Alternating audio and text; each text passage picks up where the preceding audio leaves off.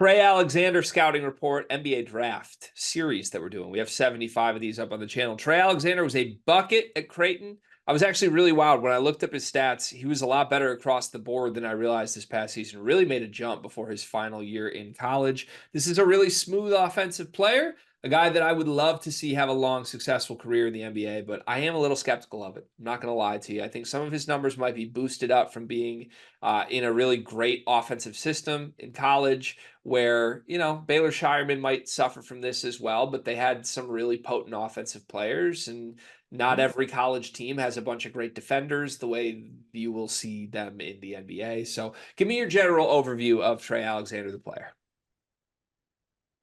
He is very solid at what he does. He's a no frills player, really. He's a good shooter, solid defender who can defend multiple positions, but he's not somebody who's going to really be successful putting the ball on the deck. He's not going to make plays for others. He shoots well in spot up situations, shoots well on the move.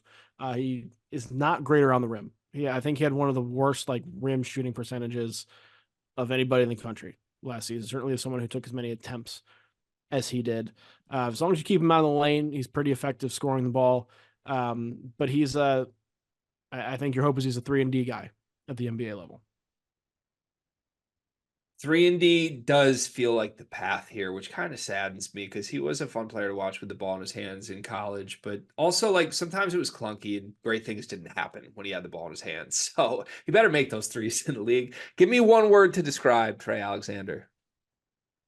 My word to describe Trey Alexander was inconsistent, because he would have games last year where he was awesome. I'll just pull up his game log from last season.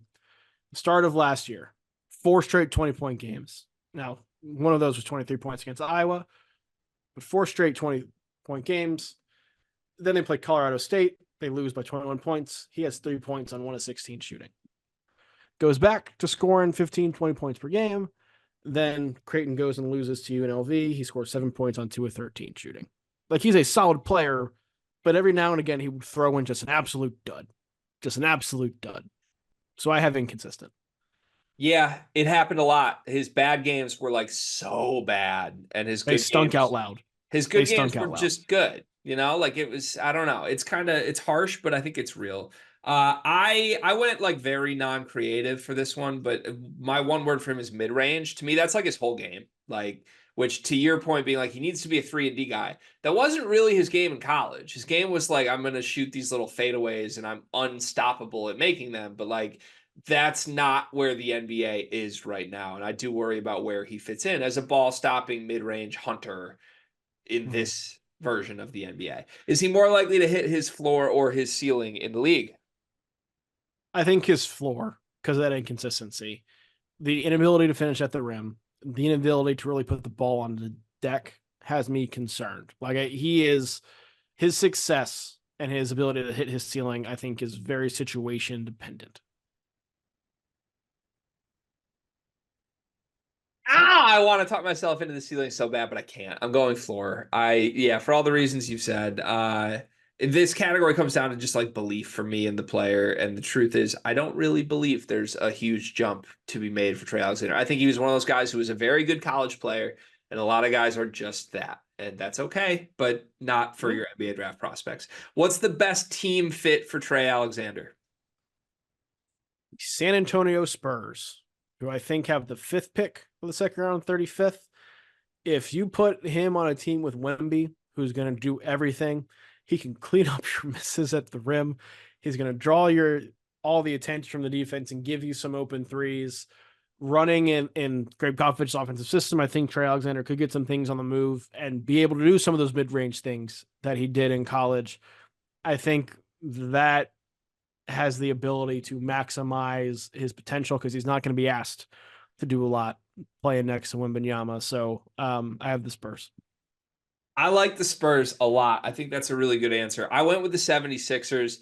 I was trying to think of a spot that has a good guard, but not a great guard that wouldn't be so good that Trey wouldn't get on the floor, but is a guy he could kind of play alongside. And I just kept coming back to Tyrese Maxey and If Yeah. you are anchored around Joel Embiid, then Trey Alexander would be able to force himself into that 3-and-D role. The ball's going to be in Maxi's hands. Embiid's going to be down low. Figure it out or don't, Trey Alexander. And I think the 76ers would allow him a chance to do that. His very best season in the NBA, what do the stats look like? I played this out as he got drafted by the Spurs. He stuck with the Spurs and was playing alongside Wemby for a majority of his career. I think his peak year could be 14 points on 43% shooting from three, where he's making like 3 to 4 threes per game. Okay, I could see it. I feel harsh on it, but I went 7 points a game, 2 assists, 33% from three. I don't buy that the shot's going to be there, to be honest. And if that happens, there's just not much there. In 5 years, where is he? He could be All NBA, All Star, starter, bench, G League, overseas, or podcaster. I think the shooting keeps him on the bench. There's a chance he's a starter, again, depending on situation, but he would be more of like a role player starter than a true starter. One of those guys who, like in 2K, his overall is like 6th or 7th on the team, but he fits in well position wise and he starts. One of those kind of guys. Yeah, I went G League. I think he could be up and down between two ways, and maybe like one of those guys where like once a month he has a random really good game, or at the end of the season when teams are tanking, it's like bring up Trey Alexander. He's gonna have a month here, and he really shows things, and then teams keep giving him chances, but it never sticks. That's my read. Superlative style. Trey Alexander, out of all players in this draft class, is the most likely player to do what? To have J.R. Smith type variance in his performance game to game. And some of that comes with the stinkers that we talked about. I think there'll be games where he just stinks out loud and is unplayable. And I think there'll be games where he scores like 30 points because he gets hot. Yeah. Yeah, it's the inconsistency, which I agree. That's a very likely outcome. I went a little more creative. I said Trey Alexander is the most likely player to get the yips. Are you familiar with the yips, Brian? Yes. Yes. Yeah, like That's spot on. yeah, Yeah. just sports psychology, I don't know, like confidence issues, like players have not been able to throw a ball to home plate, not field a Ben ground Simmons. ball. Yeah, Ben Simmons at the free throw line, whatever you want to call it. To me, Trey Alexander is like a guy who could like have a season where he shoots 40% from three, and then next year he comes back and he shoots 8% from three because he's terrified. That doesn't make me feel good to say out loud, but it's a fear I have for him. I think that's a realistic fear. Like he could be somebody who would just look up one day and it's just like he's just lost it. Yeah. He just lost it.